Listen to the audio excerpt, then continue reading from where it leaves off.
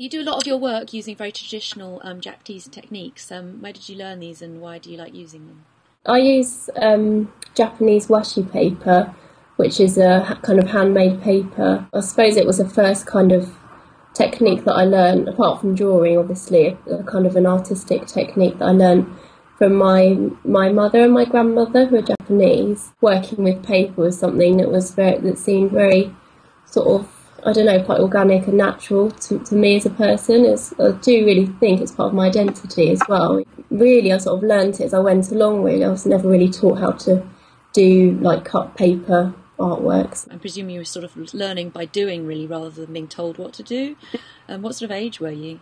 Yeah, it was sort of beginning of primary school. I lived in Japan a couple of years ago, and where I lived was out in the real sort of countryside, and the town where I lived, it was famous for Japanese washi paper. It had a kind of a big paper factory where you could go and actually learn to make the paper.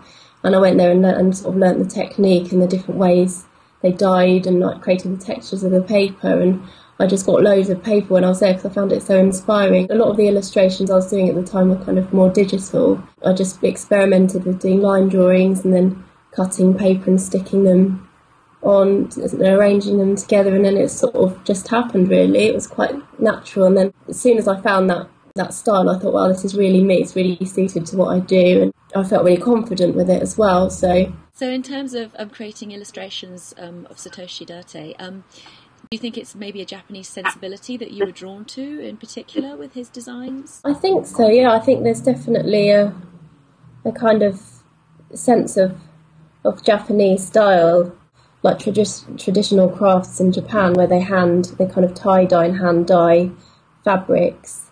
It's really kind of reminiscent to that, I think. Kind of the translucency of the materials, that's reminded me of the paper that I use, so I thought that would really suit his kind of, his fabrics and the style as well. The contrast between the clean kind of simplicity and then that really intricate kind of detailing that he's created in his accessories. I think that's really beautiful. How do you find that the two things, illustration and teaching art, sort of tie together and sort of complement each other? I think to be a good art teacher, I think you really need to really have, genuine passion for the subject. And I think you've always got to stay in the loop. To make art accessible to young people, you've got to really show them things that they've seen before, like graphic design, illustration. Having my own practice of illustration keeps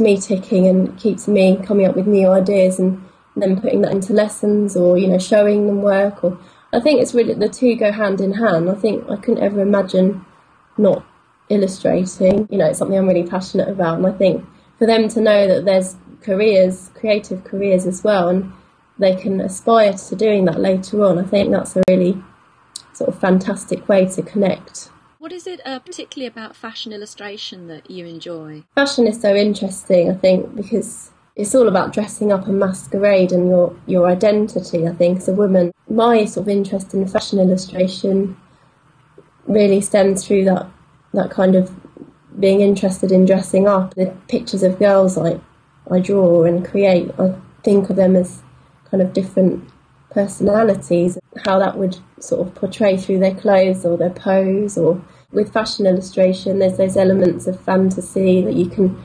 really explore and experiment with through the work.